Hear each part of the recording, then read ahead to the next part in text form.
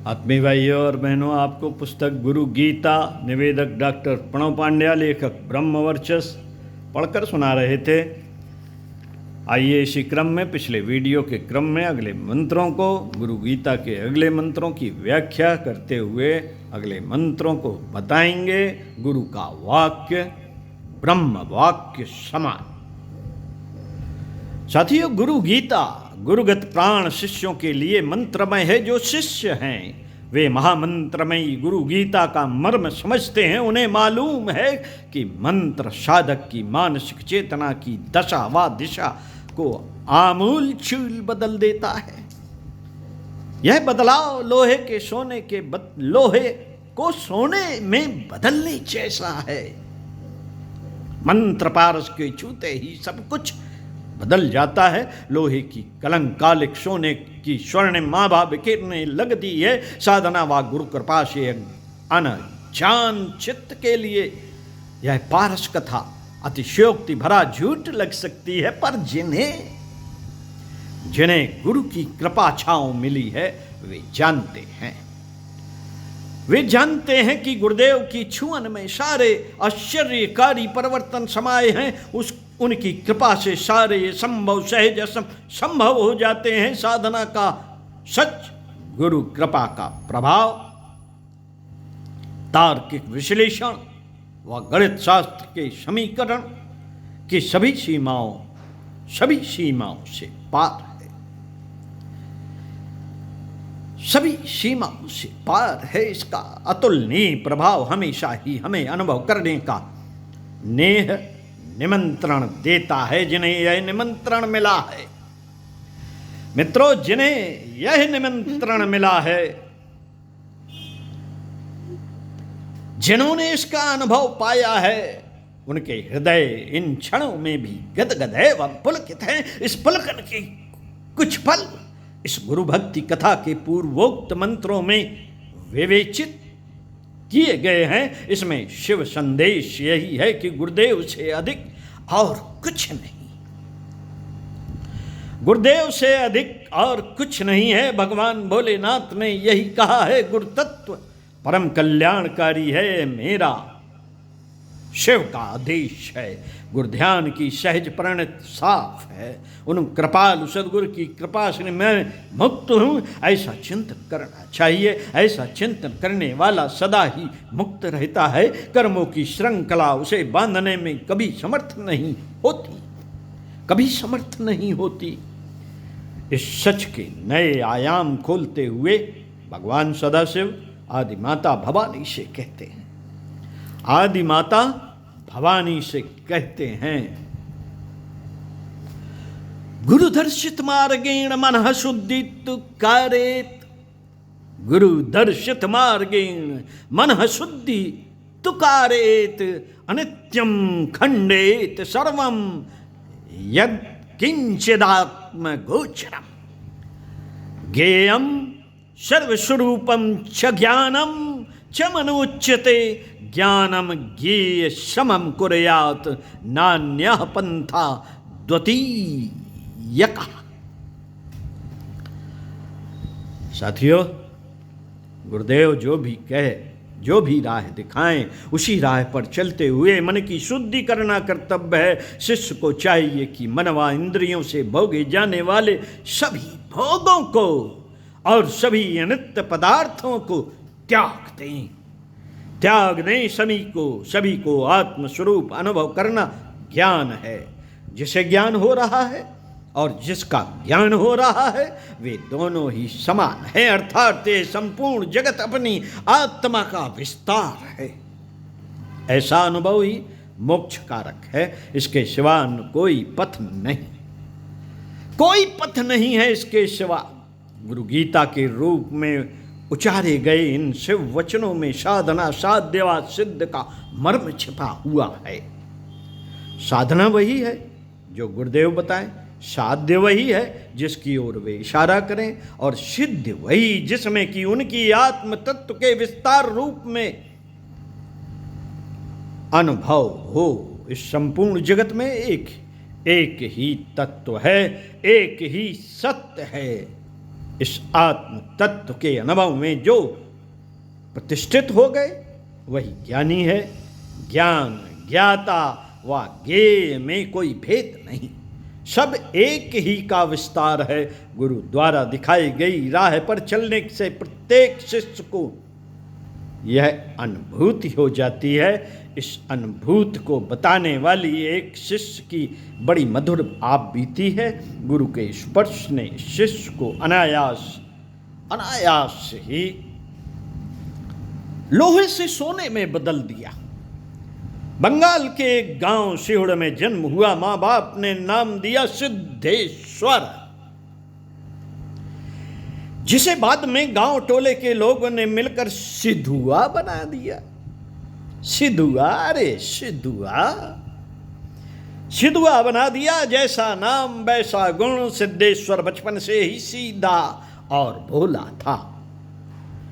देव का प्रकोप मां बाप बचपन में ही चल बसे। अनाथ होने पर दर्द उसके सिवा भला और कौन अनुभव कर सकता था। अपमान से दिया गया अन्न और अपमान से दिया गया अन्न और तिरस्कार से दिया गया जल उसकी भूख प्यास बुझा देता था। पर कभी कभी जब और अधिक अपमान सहने की हिम्मत न पड़ती तो वह भूखा ही सो जाता। उसका बचपन ऐसे ही बीत रहा था। तभी एक दिन बाबा सोमेश्वर उसके गांव में आए। उनकी भव्य देह यष्टि, शुभ्र केश, ज्योति विकोरती आंखें, आशीर्वचन सुनाते होठ। उसने जब पहली बार उनको देखा तो देखता ही रह गया। समझ में नहीं आया क्या कहें, कैसे कहें। उसने तो बस इतना ही सुना कि बाबा को लोग परमहंस देव कह रहे हैं। उसने जब उनके पास जाने के लिए सोचा तो किसी ने उसे जोर का धक्का दिया, पर बाबा ने अपनी बलिष्ठ हाथों से उसे संभाल लिया। वह तो बस डर के मारे उनसे चिपट गया। भीड़ जब बाबा के पास से विदा हुई तो बाबा उसका सिर सहलाते हुए बोले, बेटा मैं इस गांव में केवल तुम्हारे लिए ही आया। मैं इस गांव में केवल तुम्हारे लिए ही आया हूं। उसका भी कोई अपना है।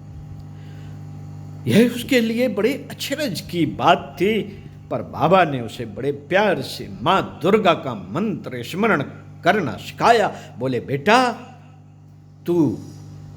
तुम बिना परेशान हुए इसी गांव में रहते हुए सबकी सेवा करते रहो। पर बाबा ये लोग तो, वह आगे और कुछ बोल पाता तभी बाबा बोले, बहुत सताते हैं ना तुम्हें। हाँ बाबा। उसकी हाँ सुनकर बाबा सोमेश्वर ने अपनी आंखें शून्य में टिका ली और कहीं आकाश में खो गए। कुछ सोचते हुए उनकी आंखों में आंसू भर आए। फिर थोड़ी देर में प्रकृतिस्थ हुए और बोले, ये सब जो भी सताएं उन्हें प्रसन्नता पूर्वक सहन करो। इन सब के उत्पीड़न को प्रसन्नता पूर्वक सहते हुए उनकी सेवा करो। यही तुम्हारा साधना पथ है। मानोगे मेरी बात? कर सकोगे ऐसा? 15-16 साल का सिद्धेश्वर चुप हो गया, पर मना कैसे करता। जिंदगी में पहली बार तो किसी ने उससे प्रेम से बात की थी।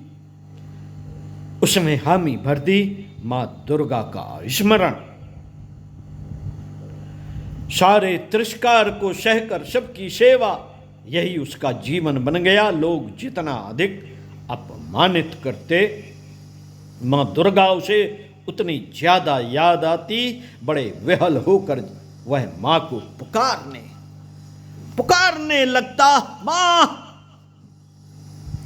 मां। रात में जब सोता तब सपने में कभी कभी वह परमहंस बाबा सोमेश्वर उसके सिराय में बैठे दिखते। इन सालों में उसमें एक फर्क यह हुआ कि अब वह युवा हो गया। युवा हो गया, एक दूसरा फर्क यह हुआ कि अब सोते जागते उसका मन जगन्माता मां दुर्गा और अपने प्यारे गुरुदेव में विलीन रहता। अब धीरे धीरे उसे लोगों ने अपमानित करना बंद कर दिया, पर उसका मन अब मां का हो गया था। मां के स्मरण से ही उसकी सुबह होती और मां के स्मरण से ही उसकी पलकें मूंदती। एक रात जब वह सो रहा था, तभी अचानक मूलाधार में सोई महासर्पिणी जाग उठी। अजीब सा प्रभाव हुआ उस पर, लगभग विक्षिप्त सा हो गया। यह दशा सालों बनी रही, परंतु बाद में उसका मन स्थिर और शांत हो गया। उसके मन के ज्ञान कपाट खुल गए। इतने दिनों में 24 सालों का अंतराल हो गया था। एक दिन बाबा सोमेश्वर फिर से उसके पास आए और बोले, बेटा तुम्हारी साधना सफल हो गई, अब तुम सिद्ध हो। उसने विह्वल होकर उनके पांव पकड़ लिए और बोला, बाबा मैं तो इन चरणों का दास हूं, मैं तो कुछ किया ही नहीं, बस आपके कहे को करता रहा। बाबा हंसते हुए बोले, गुरु के कहे हुए को जो अक्षर से कर लेता है वह शुद्ध बुद्ध व मुक्त हो जाता है। इसके विपरीत जो गुरु का विरोध करता है वह दुर्गत को प्राप्त होता है। पंडित श्री राम शर्मा आचार्य के द्वारा प्रेरित यह पुस्तक निवेदित डॉक्टर प्रणव पांड्या द्वारा लिखी गई। अगले वीडियो में इसी के क्रम में पढ़कर सुनाएंगे, सबसे सच्ची सिद्धि गुरु भक्ति। तो सुनते रहिए कुछ अच्छा और पढ़ते रहिए कुछ अच्छा। ओम शांति।